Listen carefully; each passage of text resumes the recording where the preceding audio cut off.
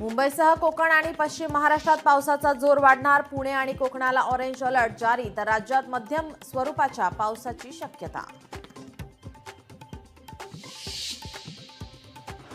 आजपासून सुरू होणार विठुरायाच्या टोकन दर्शनासाठी नोंदणी. पहिल्या दिवशी 1200 भाविकांना टोकन देणार.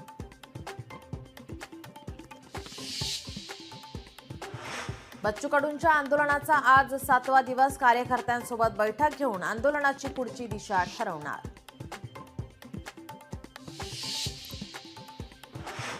अखेर बच्चू कडू यांच्या उपोषणाला यश. मुख्यमंत्र्यांची कर्जमाफीबाबत मोठी घोषणा.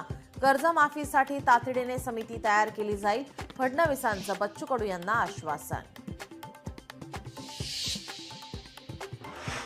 भाजप सोडून कुणाशीही युती करण्यास शरद पवार तयार. काका पुतण्या पुन्हा एकत्र येण्याची शक्यता, सूत्रांची माहिती.